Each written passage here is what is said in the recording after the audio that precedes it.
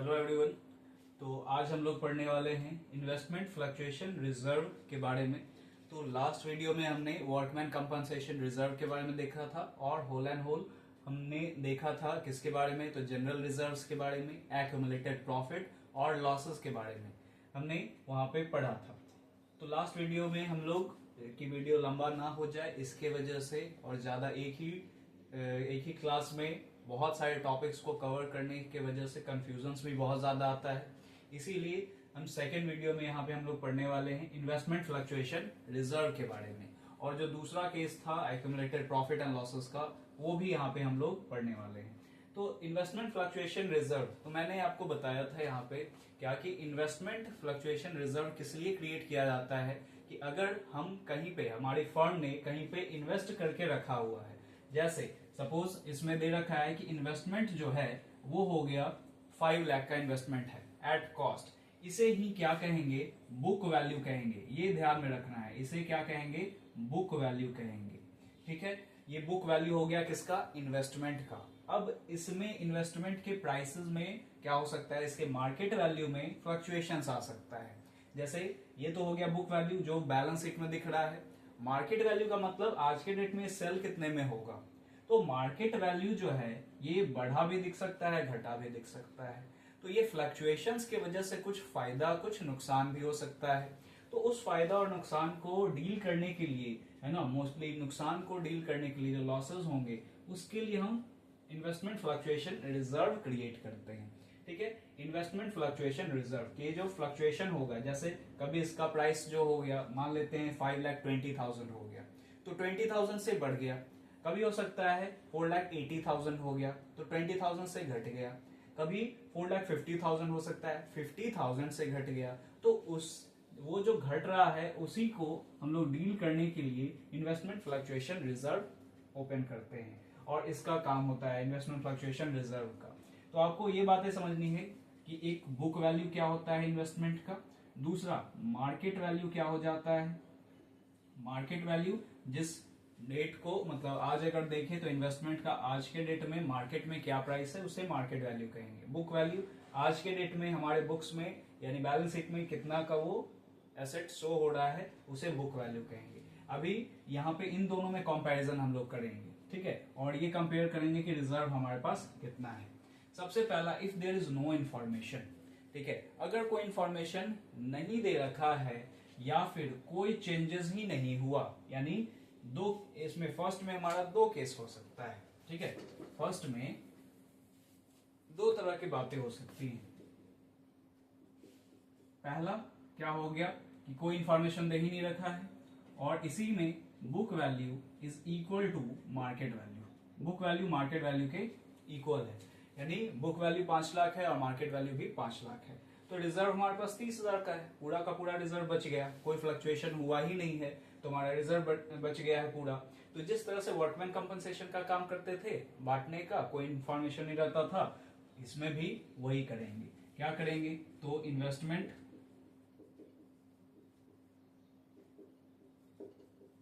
Fluctuation reserve account debit to, अच्छा ये partners का ओल्ड रेशियो क्या है, 3:2:1 दे रखा है, तो 2 P's capital account, 2 Q's capital account, 2 R's capital account. Investment fluctuation reserve पूरा का पूरा हमारा 30,000 है और ये 3:2:1 दे रखा है, तो इसे हमें डिस्ट्रीब्यूट कर देना है। ये आ जाएगा 15,000, 10,000 एंड 5,000। ठीक है, कैसे डिस्ट्रीब्यूट करते हैं ये आपको पता है कि जैसे जो रेशियो दे रखा है 3/6 टोटल इंटू 30,000, ये हमने किया तो ये 15 आ गया। उसी तरह से सभी का करेंगे जो जो रेशियो दे रखा है वो।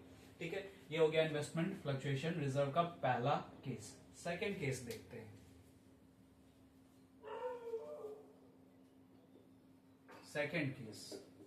सेकंड केस में क्या बोला है,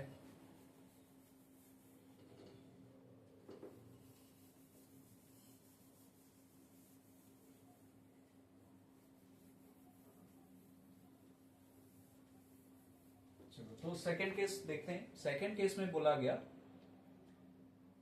if market value of investment is 5 lakh. अच्छा, ये 5 लाख बुक वैल्यू के इक्वल ही हो गया, तो सेम ही केस रहेगा। तो पहला ही मैंने बता दिया, अगर कोई इन्फॉर्मेशन नहीं रहे या फिर book value is equal to market value रहे तो सेम एंट्री जाएगा।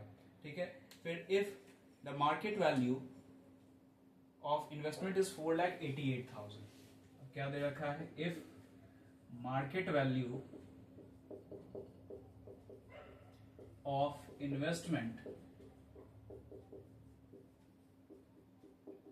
is 4,88,000, 4,88,000। तो ये कैसा केस हो गया, सेकेंड वाला। यहाँ पे बुक वैल्यू 5 लाख है और मार्केट वैल्यू 4,88,000 है, तो book value is greater than market value, book value ही ज्यादा है मार्केट वैल्यू से। अब हमें कंपेयर करना है कितना का डिफरेंस आ रहा है। ठीक है, यहाँ पे ये मार्केट वैल्यू तो दे रखा है और इसका बुक वैल्यू 5 लाख है, तो कितना का डिफरेंस आ रहा है, ये घटा हुआ दिख रहा है। बुक वैल्यू हमारा बढ़ा है और मार्केट वैल्यू क्या है, घटा हुआ है। ठीक है, तो मार्केट वैल्यू घटा हुआ है हमारा आज के डेट में, तो फायदा है या नुकसान है, नुकसान है, क्योंकि आज के डेट में अगर हम सेल करेंगे तो ये 4,88,000 का आएगा।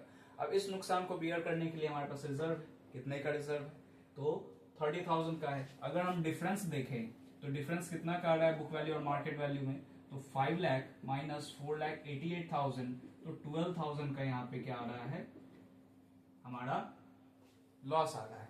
30,000 है हमारे पास रिजर्व, नुकसान तो 12,000 ही हुआ ना, लेकिन हमारे पास रिजर्व कितना है, रिजर्व तो 30,000 का है। तो क्या करेंगे, सबसे पहला यहाँ पे हम उठाएंगे इन्वेस्टमेंट फ्लक्चुएशन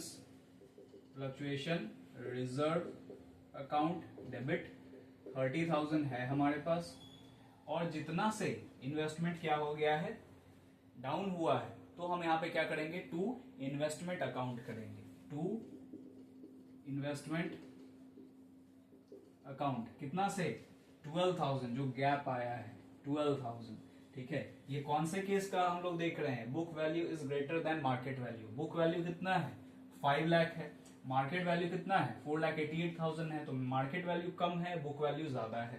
तो 30,000 का हमारे पास रिजर्व बचा हुआ था और हमारे पास अभी नुकसान तो 12,000 का ही हुआ है। 12,000 से यहाँ पे इन्वेस्टमेंट का प्राइस कम हो गया है, तो बाकी तो हमारे पास जो बच गया 18,000, उसका क्या करेंगे, तो उसका पार्टनर्स को बांट देंगे। वो हमारे रिजर्व 30,000 का था, 12,000 मीट हो गया और बाकी पार्टनर्स का।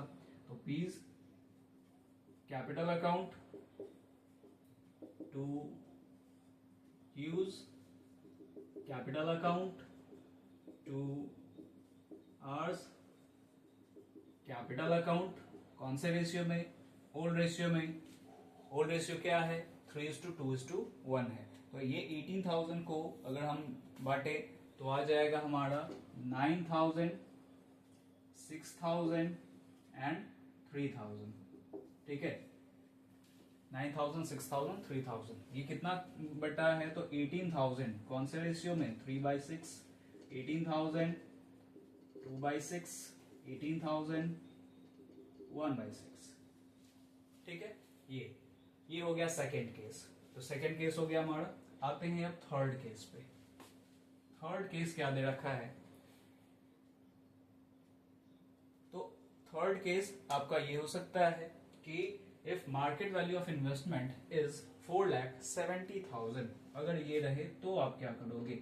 थर्ड केस में 4,70,000 दे रखा है और हमारे पास अब करने को क्या है, 5 लाख है हमारे पास। थर्ड केस क्या हो गया, book value is equal to market value.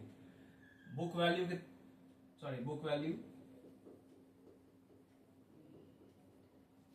Value यहां पे भी हमारा बुक वैल्यू जो है that is greater than market value. लेकिन यहाँ पे क्या था, यहाँ पे जो था इन्वेस्टमेंट फ्लक्चुएशन रिजर्व जो था वो हमारा ज्यादा था, किससे, वो अगर हम डिक्लाइन का बात करें तो जो डिक्लाइन हुआ है उससे रिजर्व क्या था, वो ज्यादा था हमारा। ठीक है, जो फॉल हुआ है, फॉल इन द वैल्यू, जिसे हम डिक्लाइन भी कह सकते हैं, तो डिक्लाइन जो था वो क्या था, ये कम था और हमारा रिजर्व ज्यादा था। रिजर्व कितना था?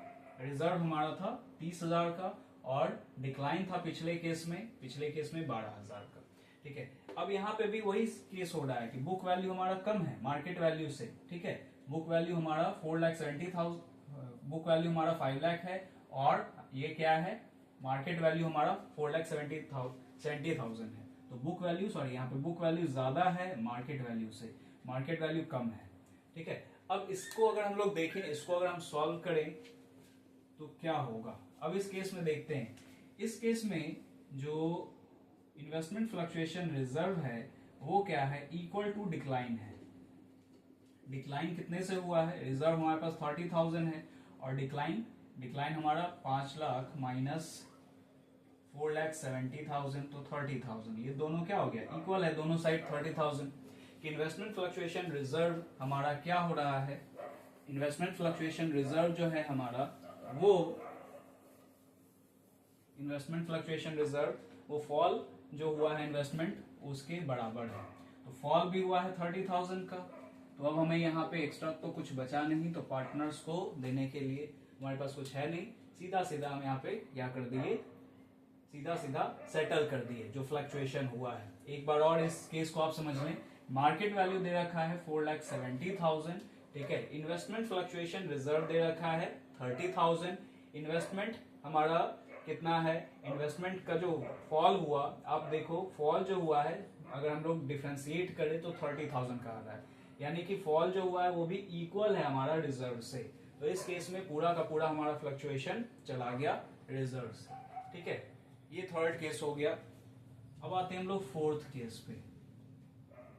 अगर हमारा यहाँ पे क्या हो, फॉल हो, लेकिन वो फॉल किस तरह का है ये देखते हैं। 4,46,000 अब हो गया, यानी अब फोर्थ वाले केस में भी यही है कि book value is greater than market value. Book value 5 lakh का है और मार्केट वैल्यू हमारा 4,46,000 का है।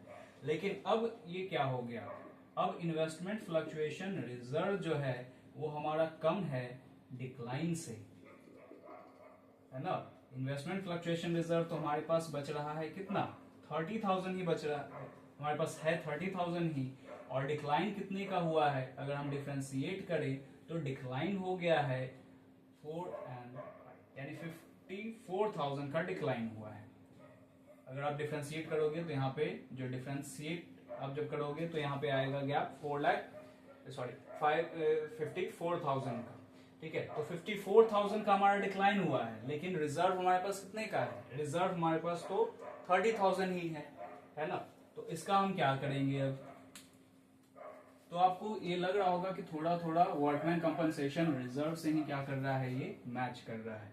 तो हमारे पास यहाँ पे रिजर्व कितना है, रिजर्व है हमारे पास 30,000 का। ठीक है, 30,000 का, लेकिन हमारे पास जो इन्वेस्टमेंट का फॉल हुआ है इन्वेस्टमेंट के वैल्यू का वो कितना है, वो है 54,000 का। तो गैप कैसे हमारा कवर होगा, रिवैल्यूएशन अकाउंट से। रिवैल्यूएशन अकाउंट कवर करेगा इस गैप को, इस लॉस को। तो कितना हो गया 24,000 की लॉस को रिवैल्यूएशन अकाउंट क्या किया, यहाँ पे ये कवर किया, जैसे वर्कमैन कंपनसेशन रिजर्व में हो रहा था। ठीक है, अब यहाँ पे अगर हम लोग देखें इसका दूसरा एंट्री क्या हो जाएगा, ये तो पहला एंट्री हुआ क्योंकि हमारे पास उतने रिजर्व नहीं थे। अब ये रिवैल्यूएशन लॉस हुआ, रिवैल्यूएशन लॉस किसको ट्रांसफर होगा, ये पार्टनर्स को ट्रांसफर हो जाएगा। तो क्या होगा, एंट्री हो जाएगा P's capital account debit, Q's capital account debit, R's capital account debit to revaluation account, revaluation हमारे पास यहाँ पे आया है 24,000, इसे भी ओल्ड रेशियो में डिस्ट्रीब्यूट कर देंगे जो है 3:2:1, जो आ जाएगा हमारा 12,000, 8,000 एंड 4,000। ठीक है, 12,000, 8,000 एंड 4,000। ये हो गया आपका एक और केस। ये कौन सा केस था हमारा? तो ये फोर्थ केस था। ठीक है, अब एक और केस है इसमें। ये हमने अभी तक देखा कि बुक वैल्यू अगर इक्वल होगा मार्केट वैल्यू के तो क्या एंट्री होगा, बुक वैल्यू अगर ग्रेटर देन है मार्केट वैल्यू से तो उसमें तीन तरह के केसेस आ गए, जिसमें इन्वेस्टमेंट फ्लक्चुएशन रिजर्व हमारा जो है वो डिक्लाइन से ज्यादा था, दूसरा इन्वेस्टमेंट फ्लक्चुएशन रिजर्व इक्वल था डिक्लाइन के, तीसरा इसमें आ गया कि इन्वेस्टमेंट फ्लक्चुएशन रिजर्व हमारा कम है डिक्लाइन से, जो कि ये केस था। ये केस बहुत इंपॉर्टेंट है, आप इसको समझ लो। ये आपका मैच करता है वर्कमैन कंपनसेशन से, है ना। एक और इसका केस है, ये तो अभी तक हम लोग देख रहे थे कि बुक वैल्यू कम हो गया, अगर बुक वैल्यू ज्यादा हो जाएगा तो क्या होगा। Fifth case, when book value is sorry, यहाँ पे तो अभी हम लोग देख रहे थे कि बुक वैल्यू ज्यादा है मार्केट वैल्यू से, अगर मार्केट वैल्यू ही ज्यादा हो जाए तो डबल हमारा बेनिफिट हो जाएगा। ठीक है, क्या डबल बेनिफिट होगा ये देखते हैं, किस तरह का क्वेश्चन रहेगा।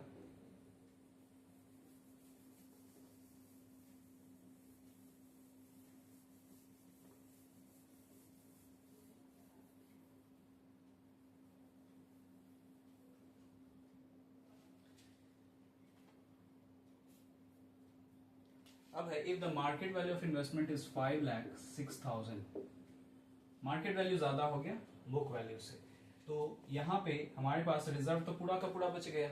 रिजर्व का इस्तेमाल कब किया जाएगा? जब लॉस होगा तो तब किया जाएगा, लेकिन यहाँ पे तो घट ही नहीं रहा था प्राइस, यहाँ पे बढ़ गया उल्टा मार्केट प्राइस, तो हमें डबल प्रॉफिट हो गया। तो अब जो रिजर्व बचा हुआ है उस रिजर्व को पहले हम क्या कर देंगे, पार्टनर्स को बांट देंगे।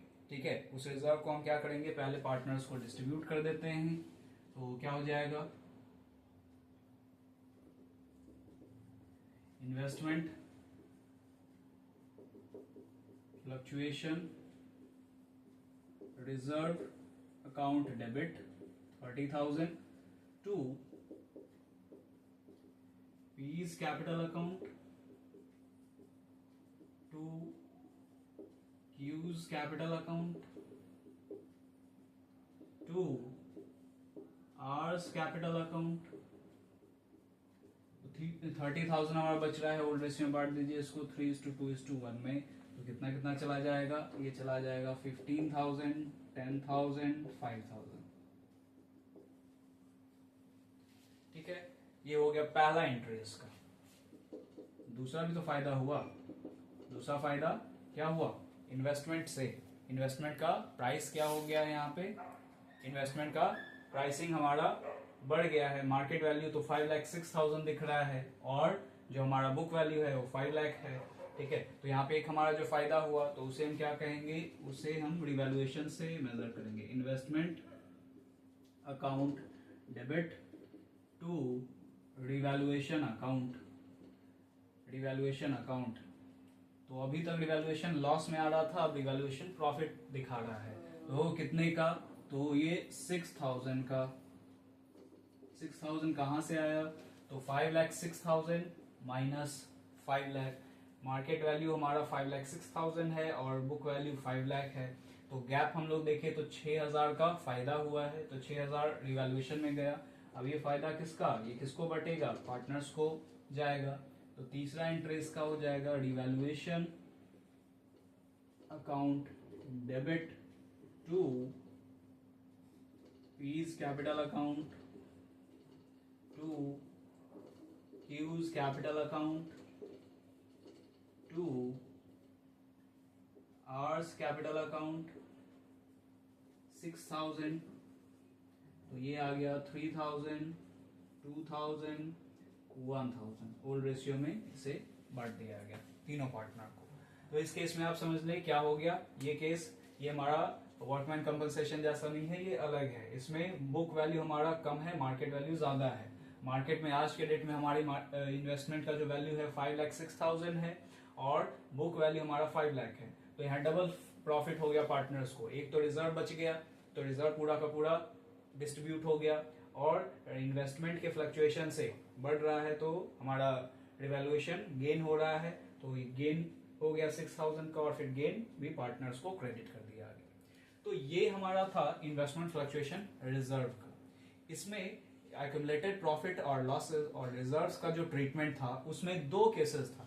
एक केस था कि अगर हम पार्टनर्स के कैपिटल अकाउंट में ट्रांसफर कर देते हैं इन रिजर्व को, प्रॉफिट्स को या लॉसेस को, अगर नहीं किए, अगर फॉर्म में बोला जा रहा है कि उसे बैलेंस शीट में एज इट इज रखना है, ठीक है, उसे बैलेंस शीट में एज इट इज रखना है, तो उसका हम क्या करेंगे, उसका क्या करेंगे कि बैलेंस शीट में उसे बोल रहा है कि कंटिन्यू रखना है, 30,000 को कुछ चेंजेस नहीं करना है, या रिजर्व जनरल रिजर्व दे रखा है तो उसे कुछ चेंज नहीं करना है।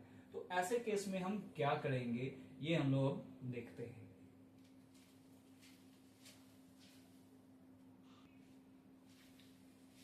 तो सेकंड केस क्या है? सेकंड केस था हमारा when accumulated profit losses reserves are not to be transferred to partners capital account. तो रिजर्व और एक्यूमुलेटेड प्रॉफिट्स के लिए क्या यहाँ पे एंट्री है? Gaining partners capital account debit to sacrificing partner. Gaining ratio और सैक्रिफाइसिंग रेशियो निकालना पड़ेगा, उसी रेशियो में ये क्या होगा, जाएगा। For accumulated losses just entry reverse हो जाएगा, sacrificing partners capital account debit to gaining partners capital account. ठीक है, अब यहाँ पे इसका क्वेश्चन किस तरह का होगा ये हम लोग क्वेश्चंस के थ्रू देखते हैं। ये एंट्रीज किस तरह का जाएगा, गेनिंग पार्टनर, ये किस केस में है कि बैलेंस शीट में हमें कोई चेंजेस नहीं करने हैं, हमें एज इट इज रखने हैं बैलेंस शीट में, लेकिन एडजस्टमेंट तो आज ही करना पड़ेगा, अदरवाइज फ्यूचर में प्रॉब्लम होगा। ठीक है, तो इसके लिए क्वेश्चन हम लोग देखते हैं।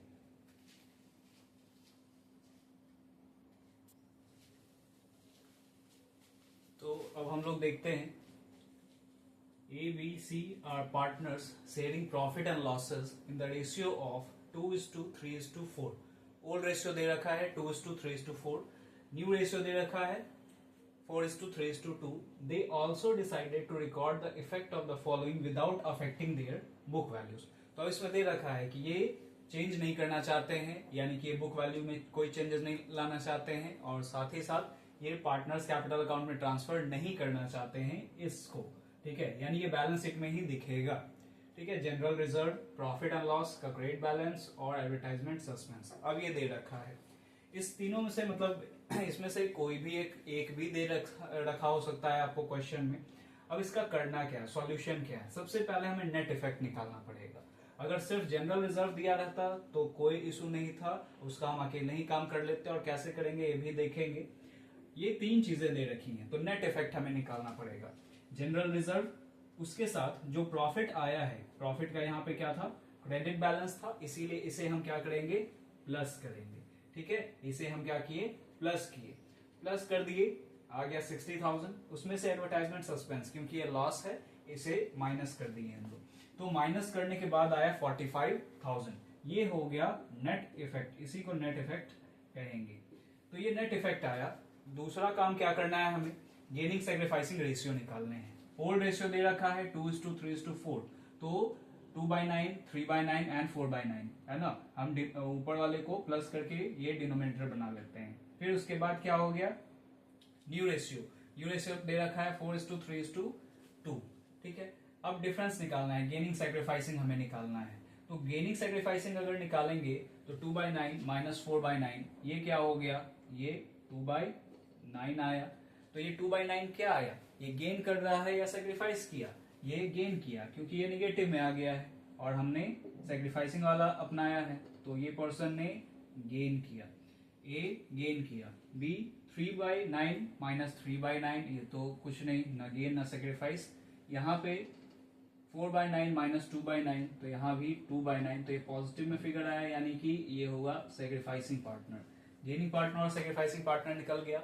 अभी जर्नल एंट्रीज हमने क्या सीखा कि अगर पॉजिटिव फिगर्स हमें डिस्ट्रीब्यूट करना है, या जो जनरल रिजर्व है और प्रॉफिट है, तो आप देखो इन दोनों को मिला के पॉजिटिव, ये 60,000 आया और लॉस 15,000, तो फिगर तो बैलेंस तो बचा इसी का। तो इसलिए हम क्या यहाँ पे जर्नल एंट्री अप्लाई करेंगे, gaining partners capital account debit to sacrificing partner. अगर जस्ट ऑपोजिट केस हो जाता, यानी एडवर्टाइजमेंट सस्पेंस ज्यादा होता और ये कम होता, तो जस्ट ऑपोजिट एंट्री जाता हमारा sacrificing partners capital account debit to gaining partner. लेकिन हमारा यहाँ पे general reserve profit and loss का बैलेंस ज्यादा है, इसीलिए हमें क्या करना है, एंट्री क्या पुट करना है, यहाँ पे एंट्री पुट करना है gaining partner. Who is gaining partner, A. तो A is capital account, A is capital account debit, और सेक्रीफाइसिंग है सी, तो to C's capital account, gaining partners capital account debit to sacrificing partner. ठीक है, अब हमें ये जो नेट इफेक्ट है इसे, इस नेट इफेक्ट को गेनिंग सेक्रीफाइसिंग रेशियो में डिस्ट्रीब्यूट करना है। जैसे इसका है 2/9 इंटू 45,000 और इसका भी 2/9 इंटू 45,000, कितना आ गया तो ये आ जाएगा आपका 10,000। ठीक है, 10,000 10,000। तो is capital account debit 10,000 to C is capital account 10,000। ये क्या किया हमने, तो गेनिंग सेक्रीफाइसिंग में बांट दिया। ये तो केस था कि 3 अगर हमारा इस तरह का दिया रहेगा कुछ, तो नेट इफेक्ट निकालना पड़ेगा एडजस्ट करके। अगर सिर्फ जनरल रिजर्व ही दिया रहता तो क्या करते, तो कुछ नहीं, यहां से हम लोग स्टार्ट करते, गेनिंग सेक्रीफाइसिंग निकालते, एंट्री भी यही जाता, बस यहाँ पे हमें 40,000 को डिस्ट्रीब्यूट करना था। सिर्फ अगर जनरल रिजर्व दिया रहता तो, सिर्फ एडवर्टाइजमेंट सस्पेंस दिया रहता तो एंट्री रिवर्स हो जाता, C capital account debit to A's capital हो जाता। सिर्फ एडवर्टाइजमेंट सस्पेंस दिया रहता तो, यानी लॉस दिया रहेगा तो रिवर्स एंट्री चलेगा, है ना, और अगर प्रॉफिट दिया रहेगा या रिजर्व दिया रहेगा तो स्ट्रेट एंट्री, यानी gaining partners to sacrificing partner. ठीक है, तो ये आपका accumulated profit and losses and reserves का पूरा कॉन्सेप्ट था विथ न्यूमेरिकल। ठीक है, I hope you understand. Thanks for watching, thank you everyone.